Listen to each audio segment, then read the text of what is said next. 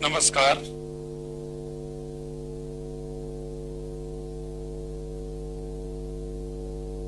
महात्मा Gandhi hospital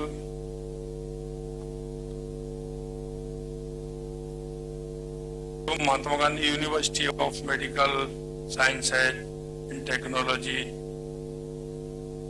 Jaipur के इस 7वें दीक्षांत समारोह में मंच पर विराजमान कैबिनेट में मेरे साथी उप मुख्यमंत्री सम्मानीय प्रेमचंद जी बैरवा साहब, कैबिनेट में मेरे साथी चिकित्सा एवं स्वास्थ्य मंत्री सम्मानीय गजेंद्र सिंह खीवसर साहब, chairperson doctor ML Sodkar ji, chairperson cum chancellor doctor Vikas Chand Sodkar ji, vice chancellor doctor Achal Gulati ji, vice chancellor doctor BK Kapoor ji, former vice chancellor and adviser Sudhir Sachdeva ji, मंच पर विराजमान अन्य सभी अतिथिगण, मेरे सामने बैठे सभी छात्र छात्राओं, उपस्थित सभी महानुभाव, हॉस्पिटल के सभी प्रबंधक, डॉक्टर, कार्मिक, सबसे पहले तो मैं आप सभी का यहाँ अभिनंदन करता हूं, वंदन करता हूं, क्योंकि आप जिस क्षेत्र में काम कर रहे हैं वो क्षेत्र सेवा का क्षेत्र है, और सेवा के क्षेत्र में जब हम काम करते हैं वो अर्थ से नहीं, मन की शांति से जोड़ा जाता है। इसलिए मैं आप सभी का अभिनंदन करता हूं। मैं अस्पताल प्रबंधक का आभार व्यक्त करता हूं कि जिन्होंने मुझे आप सबके बीच अपने 7वें दीक्षांत समारोह में आने का अवसर दिया। मुझे खुशी है कि महात्मा गांधी अस्पताल में कैंसर के इलाज हेतु साइबर नाइफ और पेट स्कैन मशीन स्थापित की गई है और 11 मंजिल के हेमेटोलॉजी टावर की शुरुआत आज हुई है। आपका ये अस्पताल राष्ट्रपिता महात्मा गांधी की मानव सेवा से प्रेरित, जिन्होंने अपना पूरा जीवन देश सेवा और मानव सेवा को उन्होंने समर्पित किया था। महात्मा गांधी अस्पताल चिकित्सा, शिक्षा और मानव सेवा के लिए उत्कृष्ट कार्य कर रहा है। ऐसे उत्कृष्ट कार्य, सेवा, कर्म और समर्पण के लिए मैं संस्थान के संस्थापक और उनके सभी सहयोगियों को मैं बधाई देता हूं, उनको धन्यवाद देता हूं। आज के इस दीक्षांत समारोह के अवसर पर अपनी शिक्षा पूरी कर समाज की सेवा का बीड़ा उठाने वाले आप सभी विद्यार्थियों को भावी जीवन के लिए शुभकामनाएं भी देता हूं। आप सभी मानव सेवा के भाव को सबसे ऊपर रखते हुए रोगों को दूर करने और रोगों के इलाज करने में अपना सर्वश्रेष्ठ देंगे, यह मुझे विश्वास है। जैसा कि मैंने कहा कि यह अर्थ से ज्यादा सेवा का भाव इसमें आवश्यक है, और आप ये निश्चित मान लीजिए, व्यक्ति को निमित्त किया जाता है, और निमित्त इस बात के लिए किया जाता है कि आपको सेवा कहां करनी है। यह कभी कभी हमारे मन में आ जाती है कि हम अपनी मर्जी से सेवा कर रहे हैं, किस क्षेत्र को हम चुनते हैं। आपके मैं छात्रों से भी कहना चाहता हूं, आपके मन में कहीं की जाने की होगी, कल्पना क्या होगी, कुछ कुछ के मन में तो ये होगा कि पहले से ही कि मुझे इस क्षेत्र में जाना है, लेकिन कई के मन में ये होगी कि मुझे दूसरे क्षेत्र में जाना है।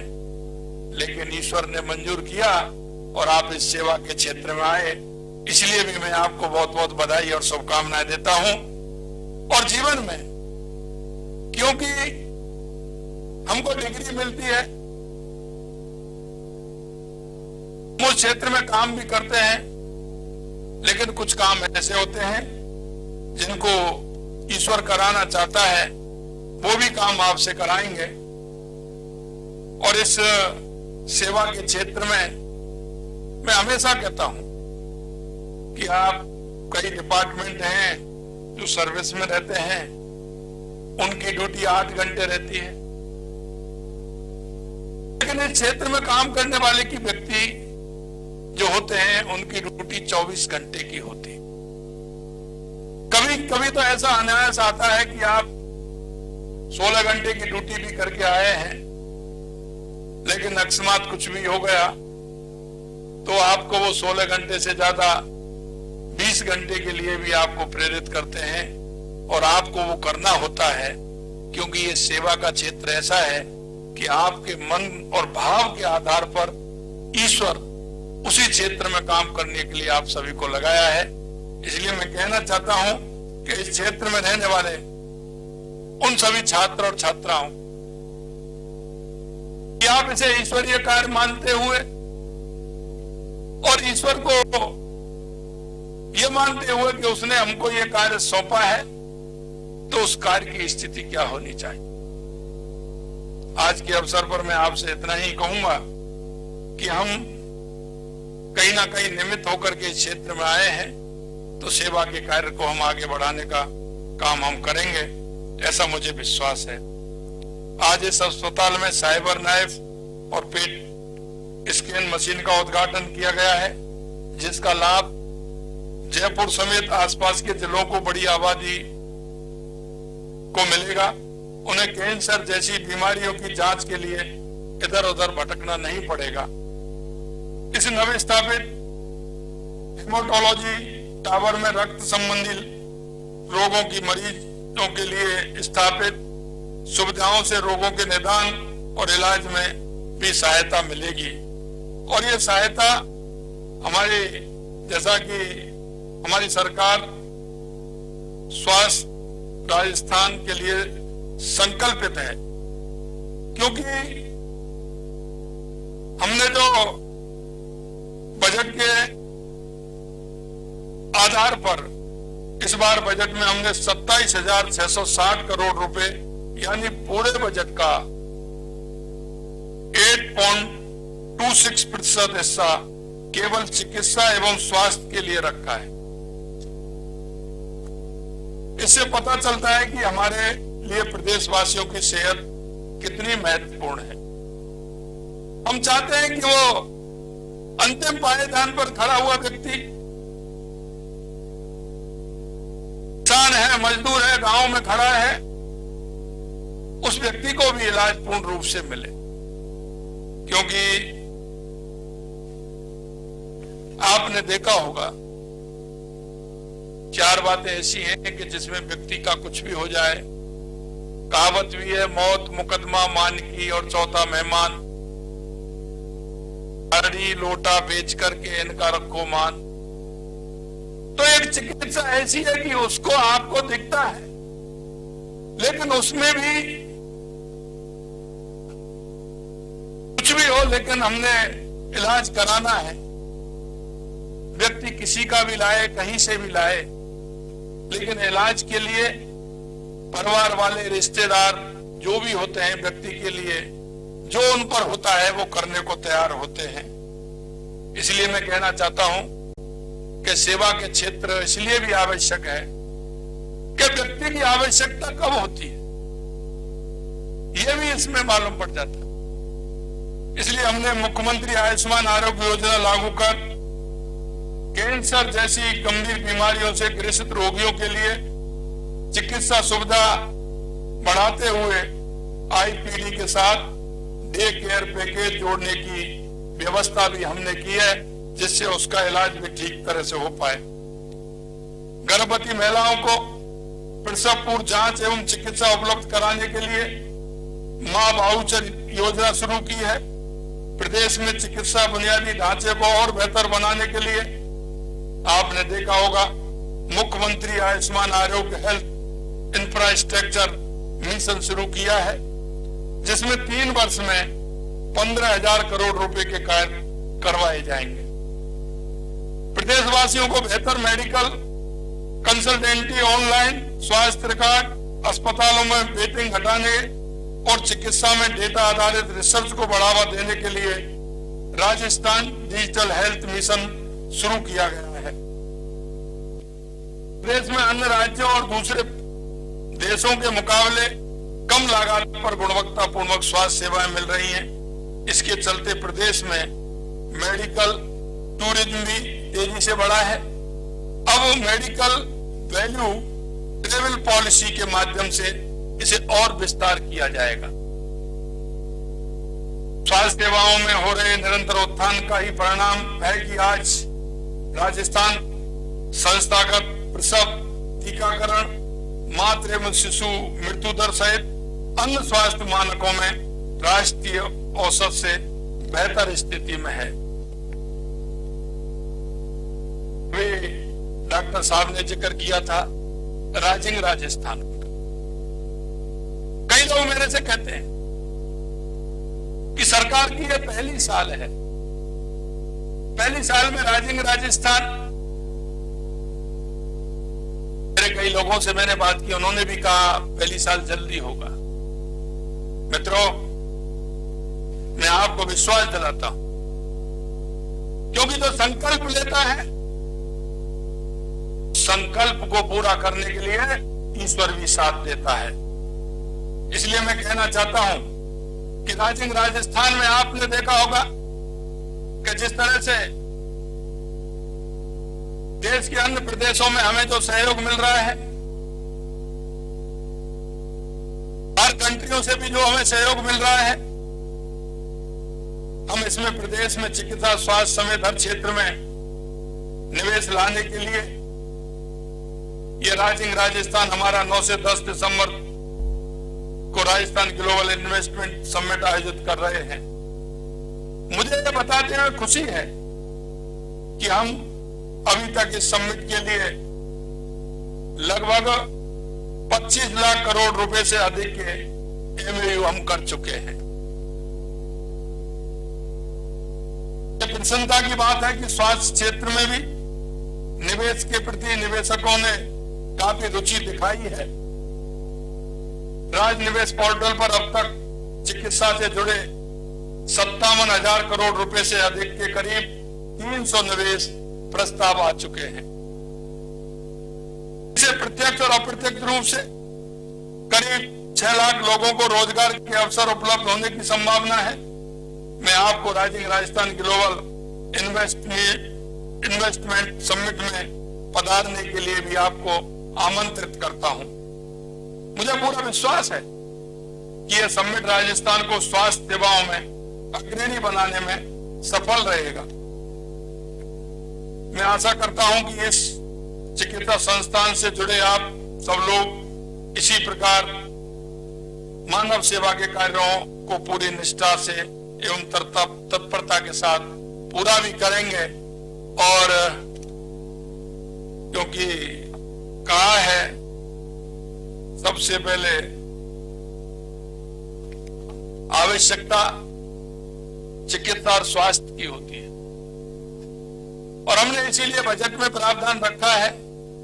आने वाले समय में हम चाहते हैं कि डिजिटलाइजेशन हो, जिससे कि जो मरीज है, क्योंकि आज हम देखते हैं कोई भी जांचें होती हैं, अगर 10 दिन पहले जांच किसी की हुई, 1 महीने पहले, 15 दिन पहले, 1.5 महीने पहले होती है, तो दोबारा से डॉक्टर उसका पर्चा बना देते हैं और फिर वो जांच के लिए जाता है। हम एक कार्ड बना करके दे रहे हैं, वो प्राथमिक स्वास्थ्य लेकर के हेल्थ सेंटर तक जाएगा और वो कार्ड में उसकी सारी जांचें होंगी, जिससे उसके जो बीमार है, किस कारण से है, उसके बारे में डिटेलिंग हो सके उसकी हिस्ट्री मालूम कर सकें। यह भी हमारी सरकार अभी राजस्थान के लिए काम करने जा रही है। मैं आपको इतना ही विश्वास दिलाता हूं कि चिकित्सा और स्वास्थ्य के क्षेत्र में ही नहीं, हमारी सरकार हर क्षेत्र में काम कर रही है। और आपने देखा है कि जिस तरह से हमने, क्योंकि हमारे देश के यशस्वी प्रधानमंत्री नरेंद्र मोदी जी कहते हैं कि 4 जातियां हैं, युवा, महिला, किसान, मजदूर, इसमें सभी का समाहित है। हम इनके उत्थान के लिए काम करें। आपने देखा, हमने युवाओं से कहा कि हम 1 साल में 1 लाख सरकारी नौकरी देंगे, 5 साल में 4 लाख सरकारी नौकरी देंगे। आपने देखा है कि हमने 33,000 युवाओं को नियुक्ति पत्र हमने दिए हैं। आने वाले समय में हमने ये भी देखा है कि 90,000 रिक्तियां, 60,000 चतुर्थ श्रेणी कर्मचारी की रिक्तियां, 60,000 नियुक्तियां ये 11 महीने की है। ये कितने समय की है? मैं उनसे कहना चाहता हूं कि उन गरीब के बेटे को, किसान के बेटे को, मजदूर के बेटे को, आपको क्या आपत्ति हो रही थी उनको रोजगार देने की? लेकिन 60,000 कोई 10 महीने, 11 महीने, साल, 2 साल में तो नहीं हो सकती। लेकिन हमने कहा, क्योंकि हमने युवा से वायदा किया, और युवा के साथ जो वायदा किया है, हमारी सरकार उसके लिए कृत संकल्प है, हम उसे पूरा करें। आने वाले समय में मैंने जिस दिन मेडिकल हेल्थ की समीक्षा बैठक ली थी, मैंने कहा था कितने पद खाली हैं, कितने डॉक्टरों की आवश्यकता है, कितने नर्सिंग के छात्रों छात्राओं की आवश्यकता है। मैं आपको इतना ही विश्वास दिला सकता हूं कि हमारी सरकार हमारे उन युवाओं के लिए, हमारी उन बहनों के लिए, हमारे उस किसान के लिए, हमारे उस मजदूर के लिए और राजस्थान को आगे हर क्षेत्र में आगे बढ़ाने के लिए कृत संकल्प है। हम हमारे राजस्थान को एक उत्कृष्ट राजस्थान, एक विकसित राजस्थान निश्चित रूप से आने वाले समय में हम बनाएंगे। हमने जो हमारा संकल्प पत्र में, हमने जो हमारा एक वायदा राजस्थान की जनता के बीच में किया है, क्योंकि हम इसलिए कहना चाह रहा हूं कि हमने 11 महीने के अंतराल में लगभग 50% संकल्प पत्रों को हमने पूरा किया है, जो हमने 5 साल के लिए थे। आने वाले समय में हम उन पूरे संकल्प को हमारे को पूरा करेंगे, और युवा, महिला, किसान, मजदूर, वो हमारा पूरी तरह से जो उसको हम सुविधा देने वाले हैं, उनके जो हमने संकल्प पत्र में वायदे किए उनको पूरा करेंगे। आज के समारोह में मैं पुनः उन सभी छात्र छात्राओं को बहुत बहुत बधाई देना चाहता हूं, उनको धन्यवाद देना चाहता हूं, और उनसे आशा और उम्मीद करता हूं कि आने वाले समय में वो एक अच्छे नागरिक बनेंगे, क्योंकि हम इस प्रदेश के, इस देश के एक नागरिक भी हैं, और उन नागरिक कर्तव्यों की तरफ भी हमें देखना है। क्योंकि आज के समय में व्यक्ति अगर देखता है तो सिर्फ अधिकार की तरफ देखता है। पिता का अधिकार क्या है, पुत्र का अधिकार क्या है, पत्नी का अधिकार क्या है। लेकिन मित्रों, मैं आपसे कहना चाहता हूं, आप एक नए जीवन की तरफ अग्रसर हो रहे हैं कि हमारे जीवन में हमें कुछ हमारे कर्तव्य भी हैं, मां भारती के प्रति भी है, व्यक्ति के प्रति है, परिवार के प्रति भी है, राज्य के प्रति भी है, देश के प्रति भी है। हम उन कर्तव्यों को ध्यान में रखते हुए हमारे जीवन को आगे बढ़ाएं। मैं इस कार्यक्रम में बुलाया, उन सब के लिए बहुत बहुत धन्यवाद। छात्रों को पुनः धन्यवाद। जय हिंद, जय भारत, जय राजस्थान।